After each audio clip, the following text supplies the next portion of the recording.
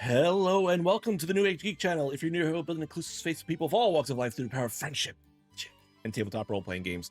Tonight we have our regular, irregular interview show investigation check. I said that backwards, but that's okay. It's my show and I'll do what I want. Yep.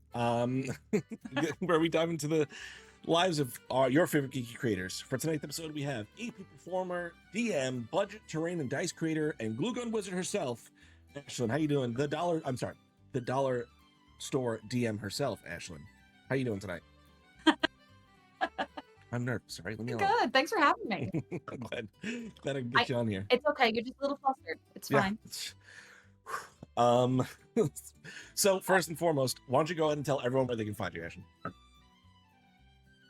I am Dollar Store DM on all the platforms. So that's primarily Instagram, TikTok, and now Twitch, because I did start Twitch streaming, because now I have the computer that can handle it. Yay. Does my internet always handle it? No. But it's fine. It's fine. But mostly doing the aforementioned content on those platforms. Okay. What kind? Just so everyone knows what kind of content you put out there. Oh, yes. I swear I've done an interview before. I promise. I primarily am a budget crafter, so I make a lot of terrain from cheap materials, usually garbage, or things that I get at like Dollar Tree or in a clearance, or that arrived in a mailing box and I took it out of the mailing box. Okay. A lot of things that are very easy to find, very cheap to find, and easy to work with. Well, mostly easy to work with.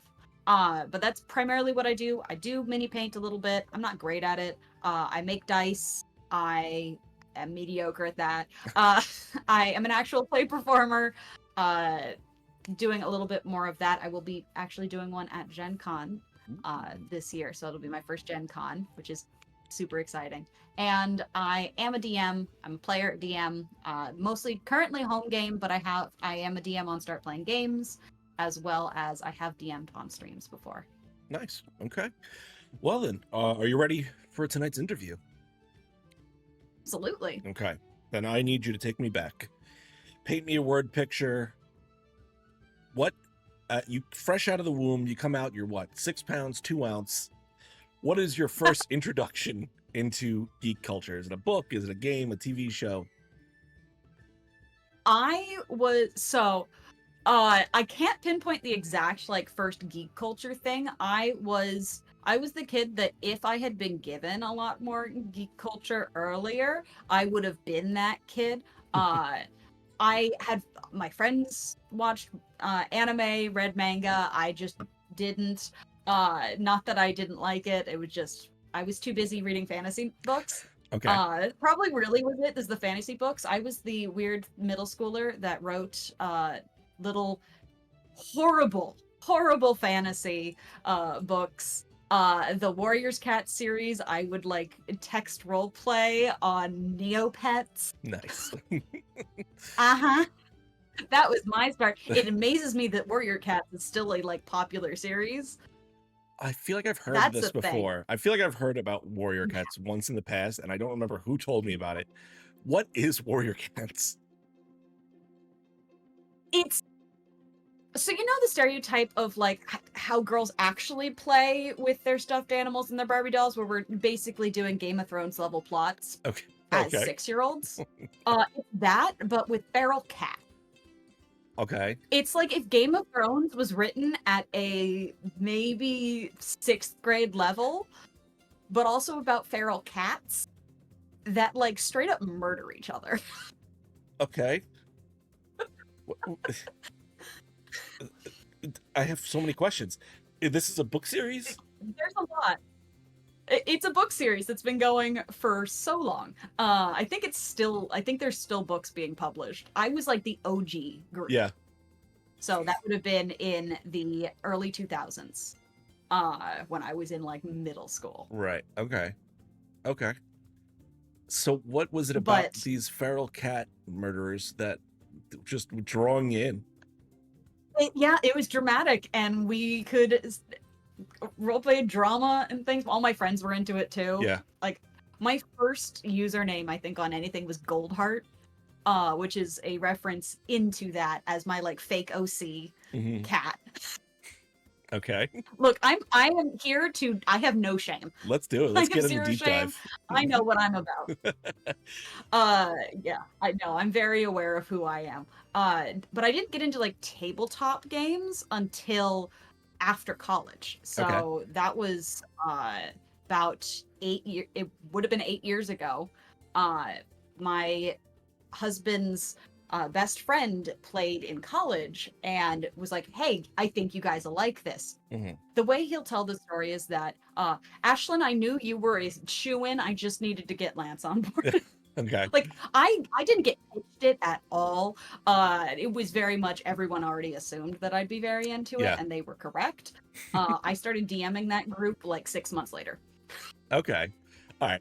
Well, we'll get to all that in a minute. So you said you've like fantasy and this cat series was like your first kind of introduction. How does it then evolve in like what does that kind of look like, that journey where you were in middle school, you're kind of enjoying fantasy tropes and fantasy stories? What is it about those fantasy stories? Is it the drama? Is it the fantastical elements? What kind of about fantasy seemed to be drawing you in to begin with? It's a lot of it is that drama aspect just because it's so big and over the top, and it was just such a cool escape. But I Hmm. also just loved the worlds that were being built. Hmm. And that's kind of been consistent across now that I read not Warrior Cats.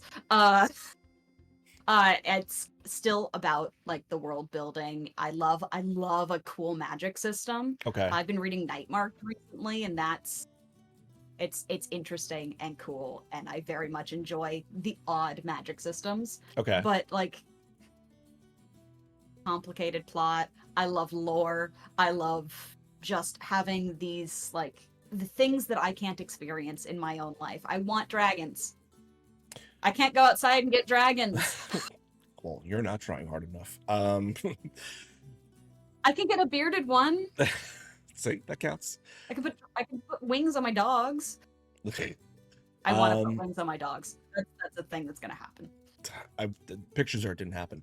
Um, so when someone is like telling a story and building a world, what parts of that process, or what do you look for in those kind of like world building story or things that draws you in? Is it like a deep political system? Is it like complex social structures? For me, it's gonna be the interpersonal relationships between uh not just the main characters, Hmm. but how like the culture affects those things. Okay. And less that incorporates in that political struggle that like what is it about this world that makes these people unique? Is it a carbon copy of Victorian London? Is it like a system where like sparrows are sacred for XYZ reason, and how that then interacts and interplays with the dynamics that you get within the characters that come from those varying cultures. Hmm. So I'm going to flash forward a little bit. When you are the one telling the story, whether it be through a character you've created or whether you're the DM, what do you see yourself pulling from on your younger experiences to kind of like tell those stories and inform those stories that you're telling?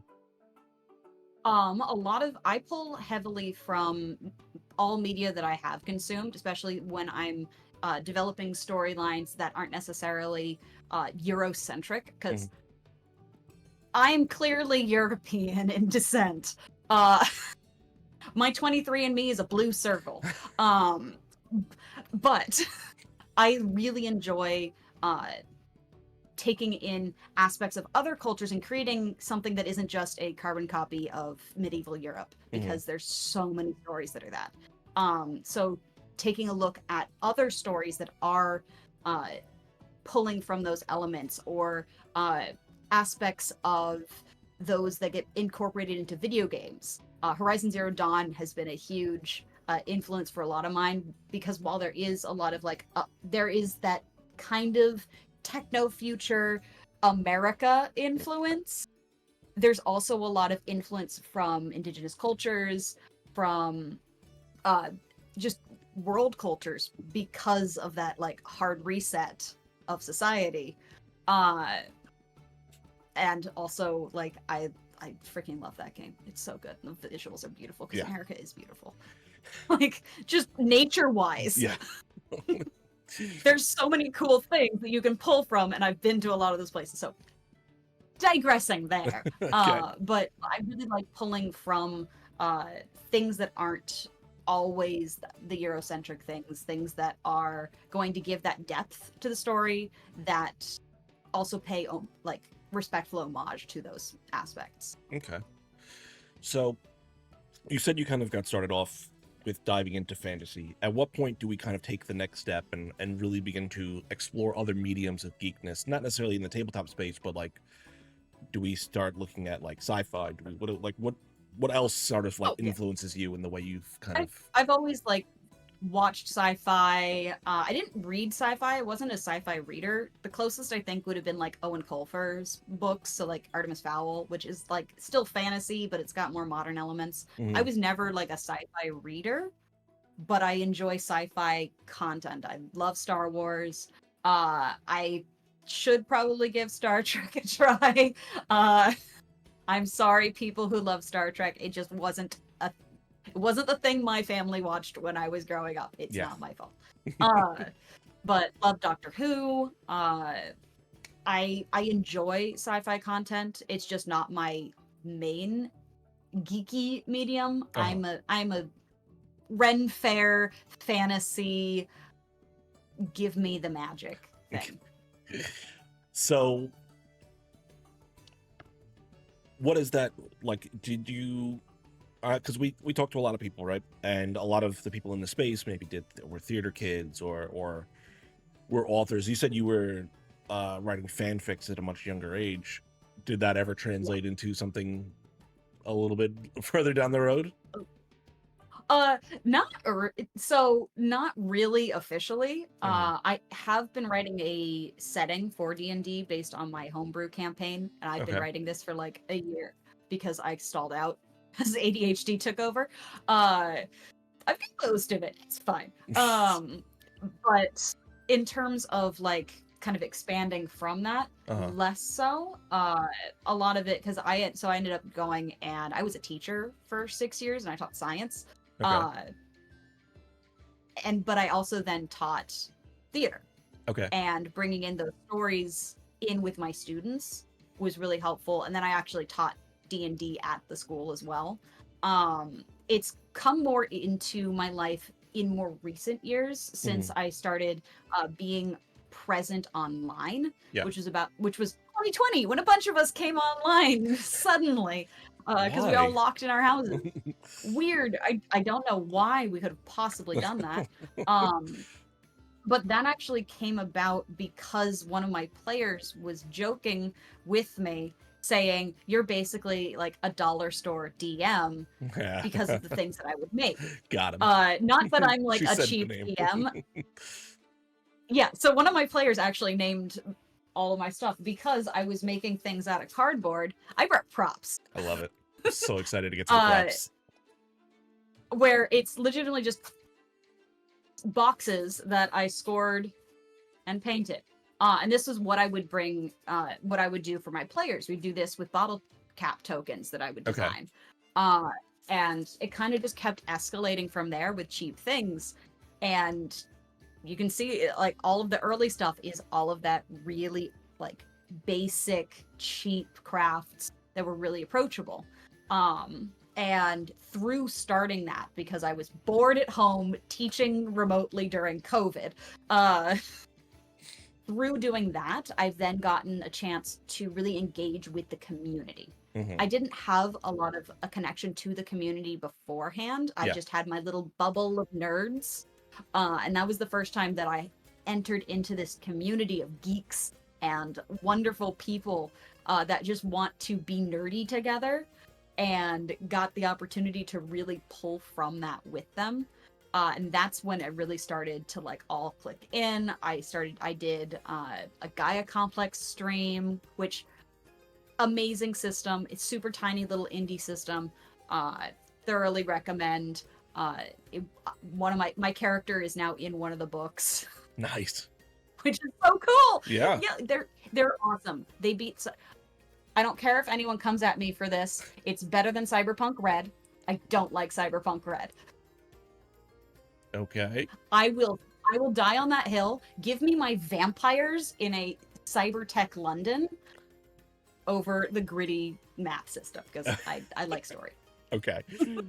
I've only played Cyberpunk once, so I definitely understand the cyber math. I did not understand it at all. Couldn't figure it out. Yeah, no. Versus Gaia Complex, very beginner friendly and also very story friendly, and the world was cool. Yeah. Theater I will Calum plug says them sorry. every chance I get. They do not sponsor me. Theater Calum says sorry. Callum? Cyberpunk vampires in London. In London, where do I sign up? Callum, what did I say? I'll send you the link, Callum. Okay. So we're jumping around on the timeline a little bit. I want to know. So your husband's friend said it basically was the first D&D game that you got to play in. What was that kind of like for you? What was that first experience for you?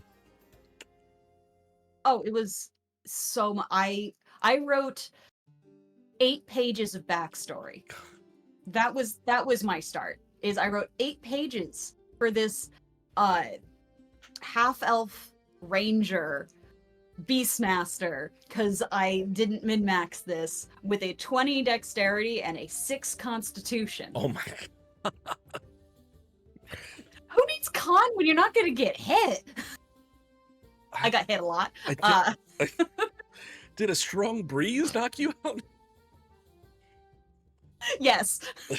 I was knocked unconscious a lot, but I also was the damage dealer of the whole group. Well, I guess that's good. Jeez Louise. So, I mean, you wrote 8 pages, you said. What did you expect it to be a one-shot, or was it you knew this was going to be like a longer-term campaign? This was intended to be a long-term campaign. We ended up not finishing the campaign. A friend moved away. Okay. So, and then I just kind of took over. What? I remember we were on our, and this is before he stopped DMing for us, but we're driving around New Zealand on our honeymoon, and I'm sitting there with my phone typing out a one-shot with our actual characters that has now become my one of my favorite one-shots to run, that I still run to this day on Start Playing Games. It's modified since then, because it originally had like a body swap mechanic where they end up inside a artifact called a Lich's Eye that a Lich has been using to absorb souls to help power it like a battery, and there's a spectral version of a Lich inside of it. Yes, I did homebrew the big bad for the first thing I ever ran. Insanity. But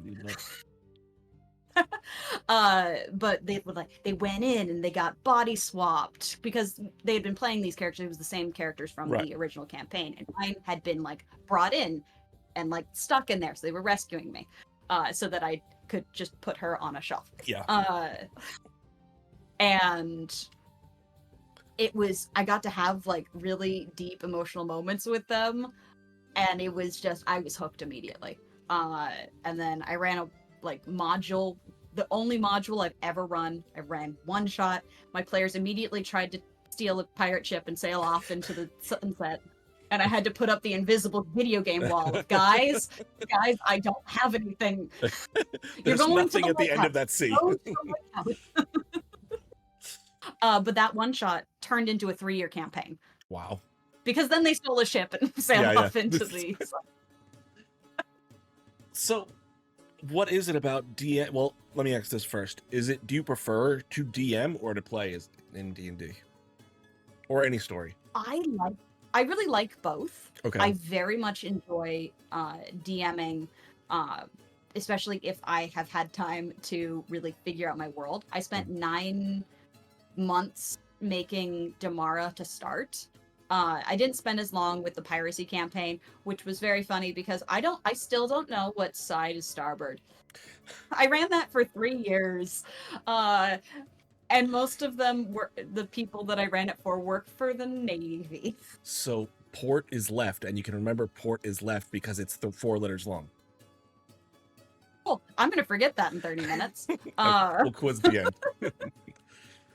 uh, I will attempt to remember that. I did get better, but the Damara campaign was my baby. Literally wrote it for 9 months. I have the original documents. And getting to really dive into that has been my favorite experience with TTRPGs, was running that campaign. I incorporated every single character, had their own backstory moment in there.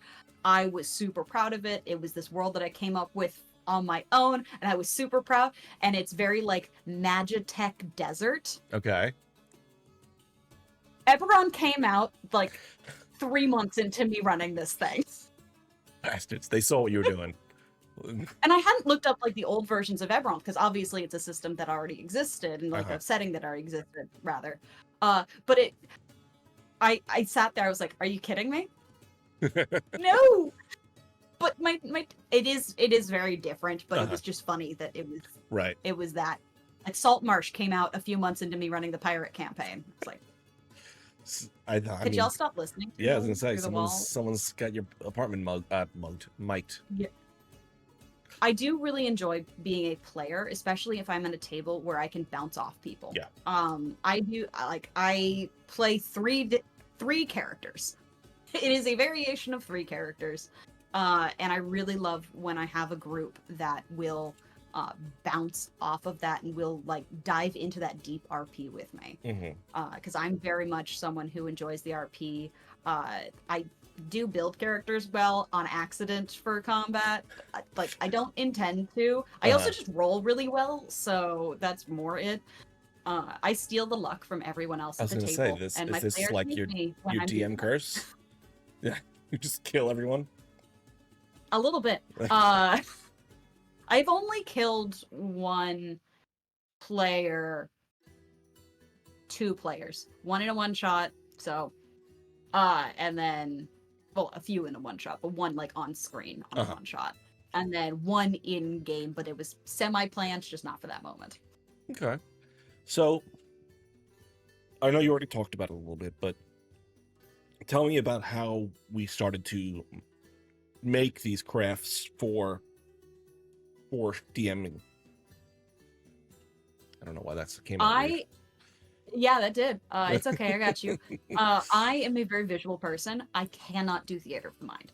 Like I can if I'm not the one running it. Like if someone else is describing it, if it's like in a like I'm the player, I can make do with theater of the mind. I cannot do it as a DM. Yeah. Like at all, 0%. So we started off with a whiteboard, and then we got a whiteboard that was a grid. And then I went, well, this is restrictive, and I want pretty things. So I started making these, and then I was like, well, these are just 2-dimensional. So I started grabbing like bits of styrofoam and making walls and things like that. And then I went, well, that was fun. Let's keep doing things. I wonder if I can do paper mache. And I started making rocks out of paper mache and tinfoil. And then I kept going. I've got lots of props here. Great, I can't. That's why I want to see them. And then I was like, well, this paper mache is actually like, this is like very sturdy. Yeah. Like I can put minis on this. I have a little floating island thing that it's like cute, like cotton balls and things. So it looks like a floating island, and I can fully put minis up on top of here. Okay. So I went, okay, this technique works. And this is the first thing that I feel like I really actually figured out a technique. The paper mache I modified off of something I saw online. But this was the first that this is like my signature, is doing paper mache caves. Okay. That has sand on it. Let's not get sand on my keyboard. So it is just a layer of tinfoil with a layer of paper mache on it, and then some paint. These will stack on top of each other. They are solid, and then just like some sand that I mixed with PVA glue, so it's hard, and I put little like footprints in it. I love the footprints. So what? How did you even come up with this technique? Like, what inspired this, or how do we come to this point? Really, I was looking at these. So the original rocks, I saw someone posting about it with like they did like stacks, like an underlayer of cardboard and then paper mache on top. So I do Mhm. have some that are like that. And then I was like, okay, this is picking up all of the like it would pick up all of the uh ledges of the cardboard, which can be very cool. It can be a very like stylized thing for certain rocks. But I really like natural shapes Mhm. and I hate measuring. Okay. Uh it goes along with the cyberpunk red isn't my game. I don't like to measure. I don't want to do math. Yes, I have a science degree. Back off. Uh, I was a bio major. Uh, and I realized that the paper mache would really take the shape and the texture of whatever it was on top of. And I had a roll of really cheap tin foil, or I had like scrap tin foil from a burrito or something. Okay. And I put it on like I did a layer on top of that, and it got this really good, like natural craggy texture Yeah. that dry brushes beautifully. And then I saw how strong it was, where like there isn't an internal structure in here. It is legitimately like a bubble Oh, okay. inside it. It Wow. is hollow. So it's incredibly light and durable and all of that. I do have some that do have internal structures because they're like this big, Okay. but so I went, okay, if I'm able to do it like that, it should be able to support a wall. What if I do that to make a wall? Because I don't like foam. I don't want to do foam craft. There are so many people who do amazing foam craft. I am not one of those people. Uh, so I experimented around. I grabbed more cardboard, more tin foil, and more napkins, and a 50-50 mix of PVA glue and water. So is that gridded And as I well now in have there? hmm? Is that gridded as well? This one is not gridded. I don't think actually any of my caves are. I Okay. tend to actually stay away from grids, and I just use like Tape. a uh Tape like measure. measuring tape. Yeah. Yeah. Yeah. When I'm doing terrain like this, Uh-huh. when it comes to like this, I do grid my like dungeon tile sort of things. Or I've made like a sewer system that's in there. My workshop's over there. That has grids on it, and it's just made out of styrofoam like packing material. So I do grid sometimes, but a lot of the time it's just like tape measure, or I do this and go 1, 2, 3, 4. We're gonna estimate this. Yeah. We're ballparking it. Because I'm not that much of a stickler. Okay. Uh, but I went from there to then, okay, I now have like some three-dimensional aspects. Well, now I have to keep doing 3 dimensions because I can't have some things be 2D. So it just kind of spirals from there. What is Where this last thing? I Yeah, that's what I want to started, see. What is this? yeah. So my favorite thing to use is a shipping container, like the shipping inserts. Yeah. I didn't have to do very much for this. This is paper mache. I love it. That's a toothpick. That's just some like fake grass that I had for like leftover from lab supplies for my students, and a pair of beads That's and so some cool. holes. That's cool. It looks Uh, great. but like legitimately, oh, that one has minis on it. I need to be careful about that. I almost just fully lifted it up with no regard for all the minis on it. But like shipping containers, I didn't have to do very much of this other than paint it. My players show up with random pieces of cardboard and styrofoam and go, "Here, look, I brought you a sacrifice." I don't get sacrifices. I get terrain sacrifices. Okay. So That's how they appease the DM.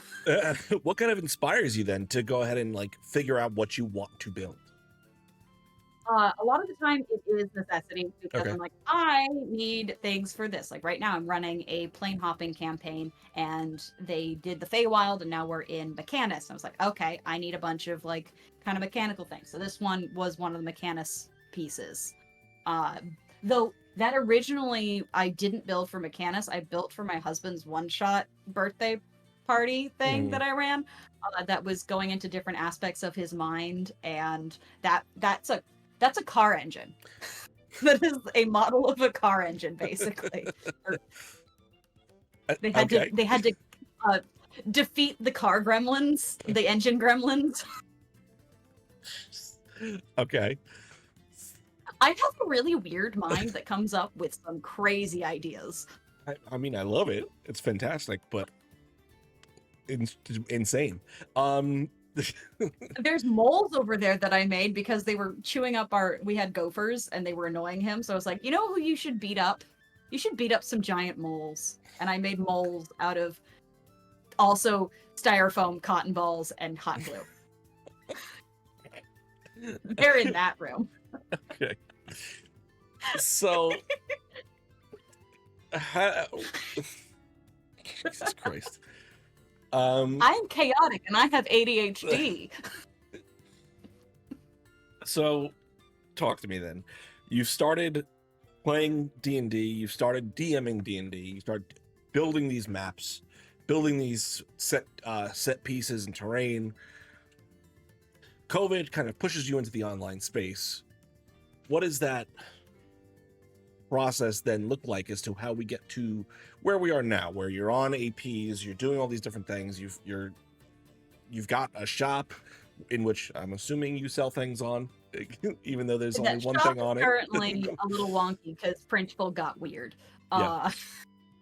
Yeah, because I'm cheap and went the free option. So free.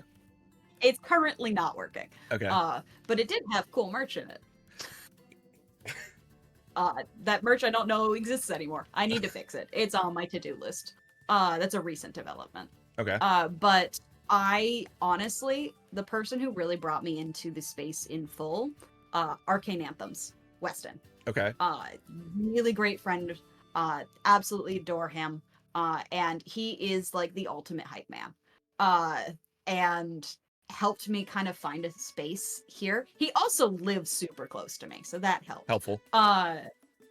Like he shot a music video in I have a tavern in that room. Just okay. That's where we play D&D, is in the tavern, and he shot his music video in my tavern. But he made it so that I felt, because despite how I may be acting right now, I am an introvert. I am shy. I have learned to not be over 5 years of this. Yeah. And he really helped me feel comfortable in the space and helped me like establish a voice and introduced me to the people who would then help me kind of build that. Okay. And through being comfortable there and starting to make those connections, and I started doing build competitions on Got DMs. Got DM'd me. That was a whole different thing. On Encounter Terrains. God, I'm sorry. That I should have known that one. Encounter Terrains 10x10 competitions, which I don't believe still run. Okay. But I every month got to meet new builders who were like small time creators. Very much like the terrain building mini painting part of Instagram is a lot smaller. It's a lot less like content creator, a lot less influencery.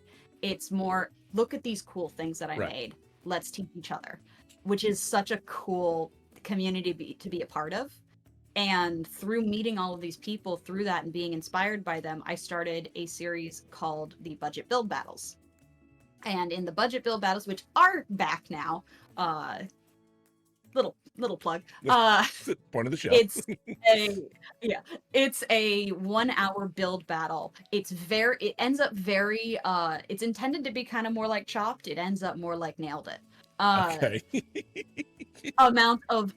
We have an hour to build a thing in the theme using only materials that are considered like budget.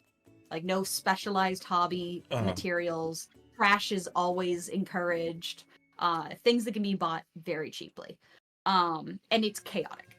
because everyone comes in, they're like, I have this awesome plan, and about 30 minutes in, they're like, oh, I've barely started. None of this And will you hit work. that 30-minute mark of chaos because it's also an interview. Yeah. Okay. Because we're all just talking about that. We're taking questions from the chat. I did restart this recently. I had my first one the first Tuesday of this month. So it's the first Tuesday of every month. Is that on my channel here on Twitch? Your channel is at Dollar Store DM. At Dollar Store DM. There It's the thing that I am everywhere. I'm consistent. But I really enjoyed doing that. And I got to meet so many amazing creators. I worked with Tabletop Witchcraft was on it. He was super fun to have on. Chisel and Foam, incredibly talented, deserves way more not way more love because he gets lots of love, but he deserves a lot more like people noticing him. Incredibly talented young artist. And I got to meet all these people, and I had this little community now. And I went, a lot of you aren't getting spotlight.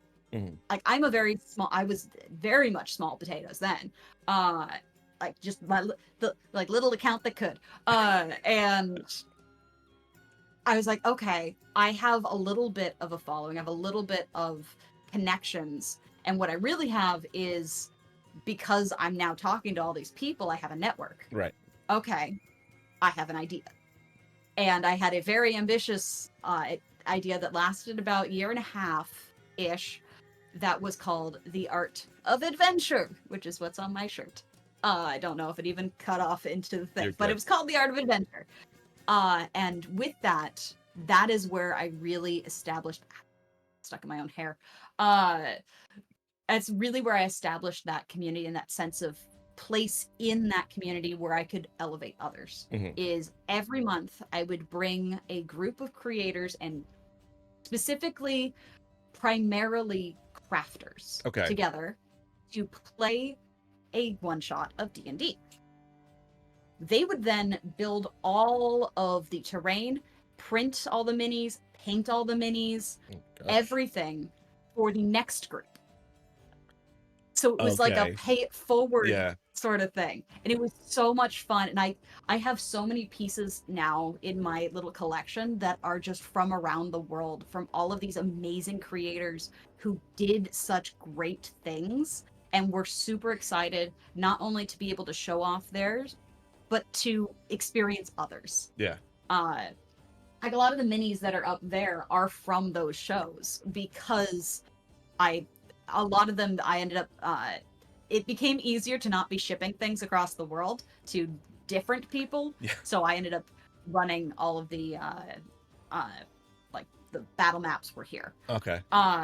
It ended up, because I only recently have a computer that can actually run Twitch and OBS, I had to outsource a lot of my tech. Tech issues ended up being a thing. I ran out of spoons after 1.5 years. But through doing that, I have gotten to work with such amazing people and getting to showcase all of their really cool work. That was honestly like peak being part of this community. And one day I do want to bring that back when I can get the bandwidth to do that again.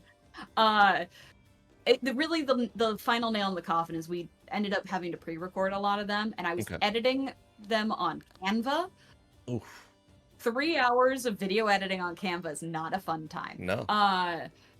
It doesn't work very well. It's horrid. Don't do it. But the last time I recorded, it recorded just in speaker view. The entire one shot. Oh. So it's just a video of me.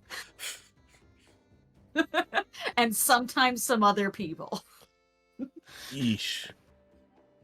And that was okay, I need to step back. But I do want to bring that back, because there's this huge community that really got to showcase what they could do and got to honestly be on actual plays. Yeah. Because a lot of the crafters don't show up on a lot of the mainstream stuff. Right. It's not where they get highlighted. So I really loved giving them a voice and letting people see how awesome they were at RP, how amazing they were at DMing. I had people who are more content creator focused on there. So like Robert Hartley, who Mhm. DMs for FIFA the Dirt League, he was on. He DM'd one of our Halloween episode, which was super cool.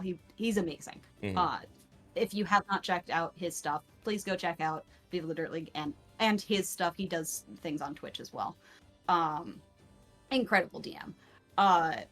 But like getting to bring in all of these people, I have things that are painted by Iron Tusk minis who paints for Critical Role. I have all of these amazing creators that I got to highlight, That's awesome. and that was the most rewarding thing. Yeah.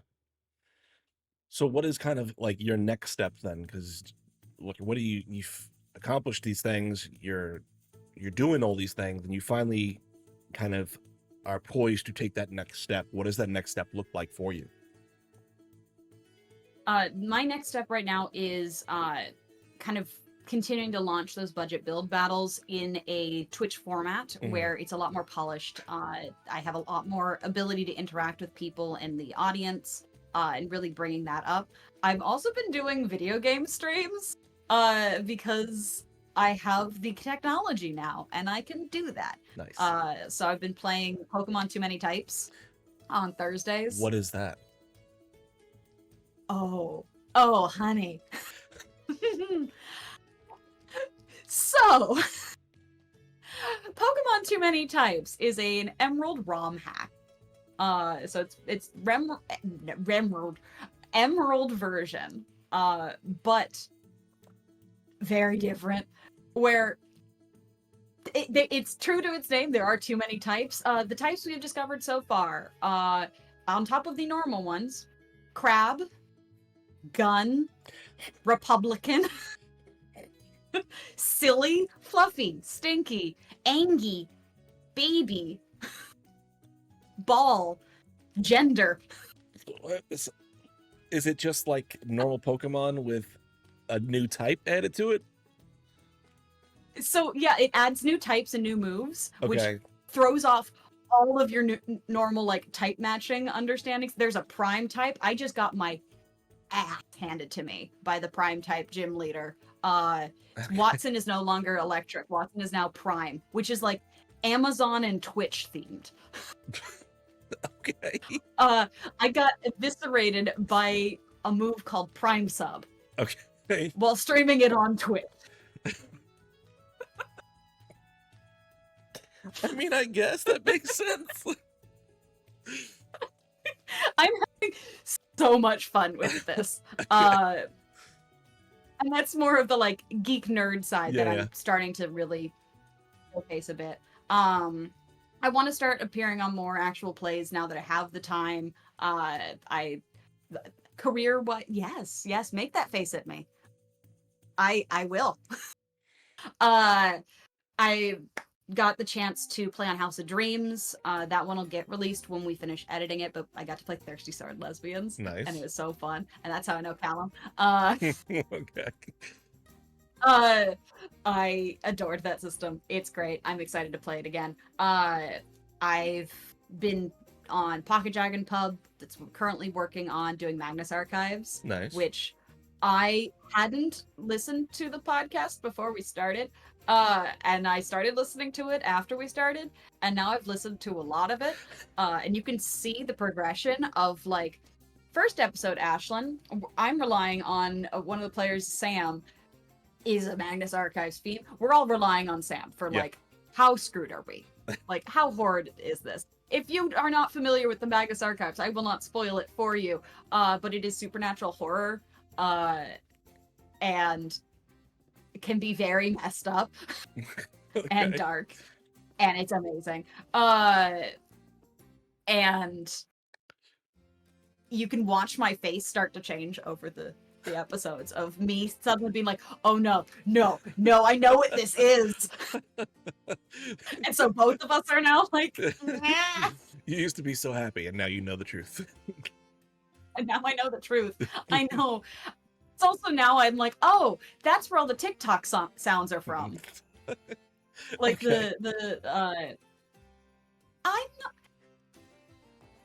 the like, you don't sound Russian. Okay. How can I sound like anything?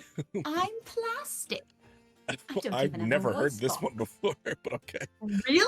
Yeah, no, Are you that's not on new. like cosplay TikTok? Because that's I all feel like over I the am. place. I'm also on Thirst Trap TikTok, so this, I get both. Oh yeah, that one's less thirst trap. That's more something's coming to take your skin I mean, I'm TikTok. on that TikTok. I feel like Thirst and that are kind of same thing. At least the ones I'm looking at. um. Okay. Let's focus. Let's focus here, Ashley. You're getting us off topic again. Yeah. Uh, ADHD. So then I want to know what do you are like? What is your aspirations then? Like, you're doing these things. You're doing more of this. You want to be on more APs. What is like your ultimate goal in the space? Like, what do you see yourself in 5 years? This is now a job interview, everyone. Great. I want to be in a space that I'm elevating voices. Okay. I want to continue like showcasing people who don't normally get showcased, giving them a platform. That means I have to have a platform that's worth being elevated onto.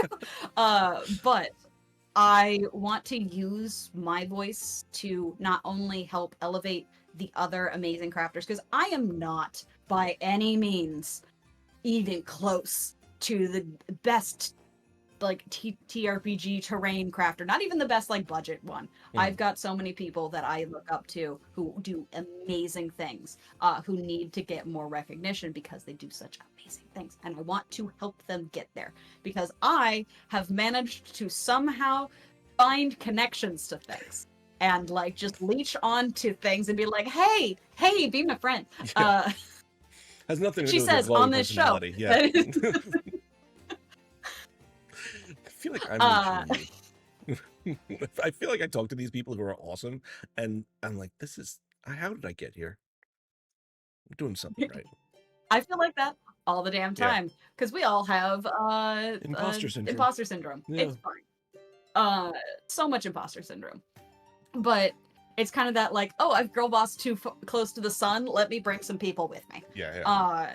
And I also want to the people who don't want to necessarily be like in the spotlight. Let me post all of my things. I want to be the person that is, hey, you don't need the crazy expensive things. You don't need to get to this level. Yeah. You can start here. Like I still have, like I have had this singular brush since it started. Been chewed on by my dog. It's had PVA glue and paint all up on it. That's the You best. don't need fancy. That is the best dry brushing This brush, is the I'm sure. Actually this is my terrain painting brush and it's now really the I'm doing a lot of paper mache because I just stick this in the Elmer's glue directly. But you don't need expensive things. You don't. And there's so much out there from all the like there are amazing hobby things, and I love all the friendly local gaming stores. You don't need the expensive stuff if you're just starting. You don't need it if you don't want it either. Like, there's always a way to make it approachable and accessible. And that's on top of like elevating people who already exist in the space who are doing amazing things, who do foam craft because they like to measure. I also want to create a pathway for people to really connect with it and feel confident and comfortable doing it. Because a lot of people look at like the amazing things over here and go, I can't do that. Right. And the answer to that is bullshit. You can. And there's a lot of ways to get to that point and to get further and further. I started with just some cardboard and some hot glue and a lot of hot glue burns. But there's always a way to do it, and I want to be the person who like inspires people like, oh, I never thought of doing it that way. Oh, what if I tweak it? I love when people text me like, hey, I took this and I made this modification. This is how it turned out. That is my favorite DM. I love that. Oh, that is like my favorite. That pumps me up for like 3 days. Is having someone be like, I saw what you did and I made it my own, Yeah, and I enjoy how it turned out. that's awesome. So That is the best. That is the teacher in me. yeah. That is my little teacher heart gets so happy. So I may no longer be a classroom teacher, but we're getting ready to wrap up here. So I want to ask the last couple questions. I feel like we may have just gotten the answer to my last question, which is going to make editing fun. But I will say it in a much more succinct and editable manner. you're fabulous. This is why I love you. Let me ask my first question then is, are there any dream projects, collaborations you'd love to pursue in the future? I've had the luck of getting to work with so many great collaborators and creators. Mhm. There are still a few that I'm like, oh, I would love to work with you. Whose names are just went poof out of my brain.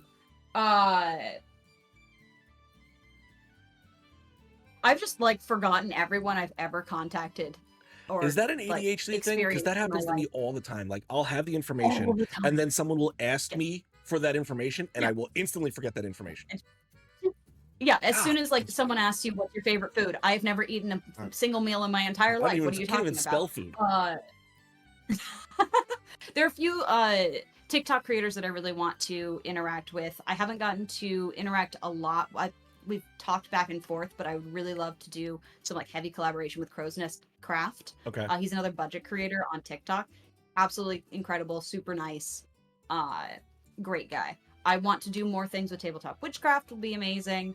Black magic craft would also be really cool to be able to like talk about.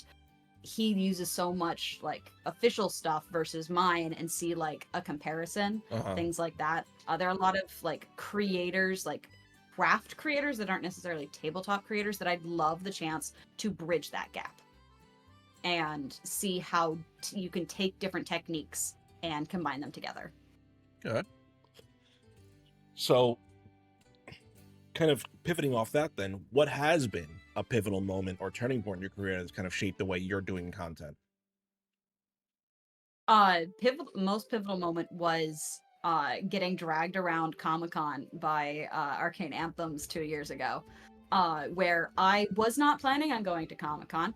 I had never been to a con in my life, and I happened to talk to a friend like a couple days before the con, who was like, "Oh yeah, I'm running games for Adventurers Workshop," and I was like, "Oh, lucky, or Adventures League." And he's like, "Yeah, I've got like a 4-day passes. It's great." I'm like, "Oh, that's so cool. Too bad I didn't know about that before." He went, "Hold on, let me get like email someone," and I ended up with a 4-day pass for doing one shot. Oh my God. I did That's 2 awesome. hours of work, and I got full Comic-Con, and I'm San Diego local, so like Yeah. that was easy. That's awesome. SDCC is my local con. If you'd like to catch me there, I will be there this year. And I got to go, and since Wes is so close to me, I got dragged around to all the TTRPG things, Okay. and I met all of these people, and it was just this moment of, oh, I can hold my own in this. Yeah. Oh, there is a space for me here. That's cool. And then I got to go to PAX. And I taught my first classes at PAX, and got to meet even more TTRPG people. And yeah, that really cemented a lot. Yeah, that's awesome. So then we're gonna move on to our last question then. This has been a fun interview. It's been very interesting. I want to let's all right, stretch it out for the TikTok. So my last question is, what message or impact do you hope to leave through your content on the Geek Space? The biggest thing is that you can do all of this stuff. Everything that you look at all of these creators doing, every piece of content that's put out there, all the cosplay, all of the terrain building, mini painting, there is a step in. And it can be really intimidating at first to look at the amazing creators and feel like you don't fit in that space. But I promise you there is space for you. I will make space for you. I want to be the person that people feel comfortable asking about these different things because that is what I was given when I came into this space, and I want to continue that legacy. Fabulous. Ashlyn, this has been an amazing interview. It's a pleasure getting to have the opportunity to chat with you again. That being said, we are going to open up the chat to viewer questions. If you have any questions for Ashlyn, go ahead and start throwing those in the chat. While those questions come in, Ashlyn, we're going to switch over to the dicey questions segment. These are 20 random questions determined by a D20 roll. I need you to roll me D20. That's cocked. 6. Okay. So you haven't told us if you are a comic or superhero fan, but I have a question. If you are, is it Marvel or DC? Marvel. Why? Except, so Marvel, because I tend to like the vibe of the heroes a little bit more. I'm also like, I never grew up reading comics. But I like the more whimsical aspects. I like the more the less gritty sort of thing. And most of my experience with superhero things is like the video media, Right. like movies and things. So it's a lot of Batman being gruff and roar, roar, roar. And I've never been a Superman person. Okay. So a lot of it was Marvel. However, my favorite characters are Gwen and Poison Ivy because they're fantastic. And they do have that kind of, there's a lot of different iterations of them. There is a lot of really cool like background stuff with them. The fact that Harley was made for the TV show and was so popular that they fleshed her out to be a full comic book character. I do know my comic book stuff. I just haven't read any. I'm just a fount of weird geek knowledge that I don't necessarily have the background to back up. I just know it. Right. Like what is it? Like a randomized Wikipedia page. Just of yeah, geekness. Basically. Yeah, I've absorbed enough things, but I absolutely adore Harley Quinn. I think she's just such an interesting character in so many different iterations, and I like Poison Ivy with her. Yeah, I think they're fun. my dog's name's Harley Quinn. Go ahead and roll me another D20. We do have some questions coming in already, which is good. Keep those questions coming in. The more we have, the less dicey questions we'll do. So while those come in, let's see what else you got. 16. Okay. What is your zombie apocalypse survival plan? Ooh, I have thought about this one. Nice. I live near the coast. Okay. My survival plan is leave the frickin' mainland and hope they can't swim. Okay. There are enough islands that are close enough to where I live that I could post up on an island. I can learn how to spearfish. My family's not great at fishing, but I'll make it work. Boat to an island. That's my go-to for that. Also, no guns. Things that are bladed, things that are blunt. Your classic baseball bat with nails is going to be better than guns because guns are going to run out of ammo. Okay, I love it. And I love the thought process. All right. Let me get one more D20 roll, and then we'll jump over to the viewer questions.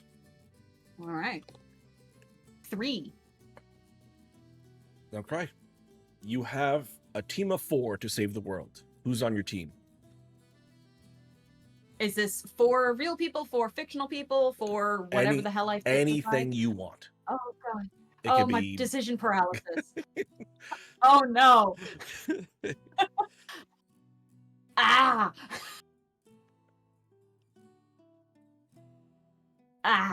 This is like when you ask me like who I want to collaborate with, and I'm like, all the names are here, and then none of the names are here. Yes.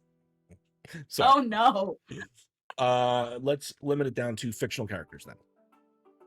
Cool.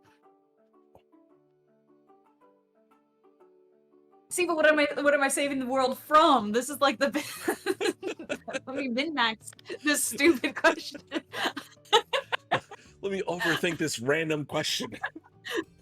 Look, if you've learned anything about me today, it's that my brain goes 1,000 miles an hour and in 5 different directions at once. I'm gonna world build this and then have to think back. Okay, sorry. God,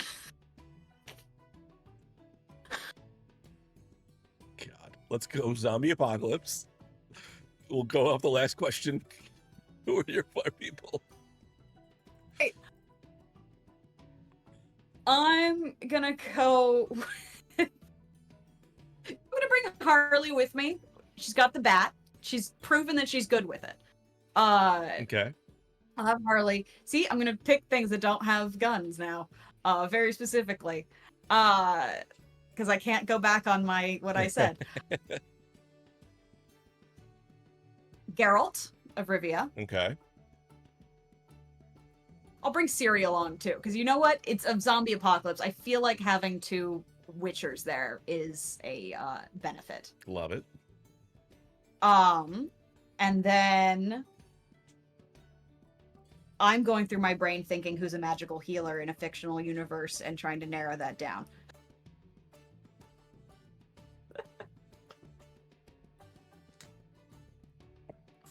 Because Wolverine just heals himself. He would be very helpful. Actually, Wolverine. He'd be fucking helpful. He doesn't die. But what happens if he gets bit? Does the... I don't know, because it's the healing factor. Like, Right. for Wolverine and Deadpool, do they... Like, cancer... Like, Doesn't he get like zombied in Marvel Zombies? I don't know. I my knowledge caps out at a point. All right. Sorry. All right. They turn. Yes. Yeah. Nothing about Marvel Zombies really makes any sense, but we're not going to talk about it. All right. Let's jump over to these viewer questions. Let's see. Where is the first one here? This is from Theater Callum. Do you have a dream craft you haven't had a chance to give a go yet? Oh, I started it and it's been sitting in there for like a year. I want to make a Nautiloid. And I know how I want to make a Nautiloid. I have an old Tide bottle in there, like the laundry detergent that had like the pour spout version, not the ones that I currently use. And using that with its kind of conical shape as the base of the Nautiloid. But again, I don't like to measure things. So that's what's really been keeping me from doing the thing. It would be super cool. I really want there to be I want a Nautiloid. I have 0 plans to run anything illithid at the moment, but you make a Nautiloid, you're going to. Yeah. If I'm gonna measure things, I'm gonna frickin' use it. What would you be measuring? But I've really wanted to make that. What would you be measuring? The current problem.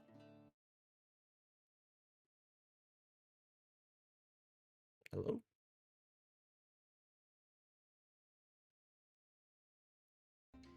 Run over there and get it. We just froze, so everything froze on my side. I think it was my side because there was no music either. So I'm gonna ask that question again. I think we're back. Yeah, I think we're back. I'm gonna ask the question again. What are you measuring? The deck. So I've cut out pieces of it and I'm gonna fill it with foam core. And I have to actually accurately measure my janky cuts. It's not pretty. Like it's there's a reason it's been sitting in there for a year. Okay. So I gotta ask more. What is the tentacles gonna be made of? Like, how are you doing this? What is the plan? So my thought with the tentacles was using a centerpiece of wire, like baling wire, which I have 2 different gauges of from making cosplay wings with. Nice. For my LARP character. because I nerd all the things. Uh, and kind of bending those to shape, and then probably covering with either air dry clay or with tinfoil and then air dry clay. Okay. Probably not that second one because it does crack when it dries over time, as I learned when I was trying to make some mushrooms. A little sentence I did not expect to hear. You should learn by now. But having some sort of covering, probably air dry clay or something, or polymer clay. Polymer clay I could put in the oven since it is a metal wire. It is oven safe. Okay. And then just painting, texturizing painting. Yeah. But I also don't do a lot of sculpting. So that's also a skill I need to build for that. Okay. Interesting. Next question is from Theater Callan as well. You mentioned running a home game and writing that world as a book. Do you want to tell an actual story in that world as a DM? I think he means, do you want to write a book in that world? Oh, I'd love that. I wouldn't. The problem with that is it's all in my head currently as the campaign. And as much as I love the stories of campaigns don't make good books. Right. Most of the time, they tend to be a little disjointed and things like that. Hence, when you look at Legend of Vox Machina, they've had to re-edit things, and they also are all great writers and actors. Right. And that campaign's up here. Mine's home game. With non-professional people. Written by me.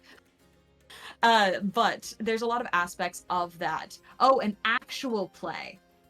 I was gonna let you finish this book first, then we'll talk about actual play. But yes. Book-wise, there are some story elements that I think could be cool. I don't think I, as a writer, am good enough at writing, especially dialogue, that I could make it at my current level. Not saying that I could never. Right. Because I just said that everyone can do the things. And I'm gonna heal my inner child a little. But I think that there's a lot of aspects that I enjoy writing the setting more than I enjoy writing and like writing the stories for those people than writing it as a book. Right. Now, when it comes to an actual play, most of the Art of Adventure took place in Damara. I am writing a setting book right now. I actually have a one of my lovely friends who is in the chat right now. Hi, Douglas. Actually got a print version of the sample that I had created for Comic-Con last year of what I've written so far. Okay. And it's super cool and awesome, and I adore it, and I have more that I need to put into it. Yes, that is you. Hi. But there is a lot of that I do adore writing. So I already do all of my start playing games. All technically takes place in Damara. If I'm ever running a game for you, chances are it takes place in Damara in one of the three eras that I've written for this world. Nice. Like my current campaign happens in the same universe because I like my lore. Yeah. And also I know my lore and I don't know canon lore, so I can't be wrong if I wrote it. I do what I want. I do what I want. Who says that your gods are right? I say whose gods are right. Yeah, Tech. I'm sure you will. You can text them to me and I'll send them into Ashlyn. If no one has any other questions, though, I think that is going to bring us to the end of our interview. That being said, anything you want to plug? Where can people catch you next? Yeah. So I've got actually a bunch of things coming up. Love it. Like I've said before, I am on Twitch streaming every week. Every Tuesday is a crafting stream. Most of them are just me hanging out and crafting whatever the hell I happen to be crafting that time. Last time I made bracers for LARP that are like embedded stone in skin with embedded dragon scale here, out of hot glue and How do a you do dollar that? store saw. I made, so on stream I No, made the a answer is you have to a watch the stream to find out. Come on, you're oh pushing yeah, traffic. sorry, I'm a nerd and I like to talk about cool things. Go watch the stream, it's there. It's from 2 weeks ago, it might not be there. I'm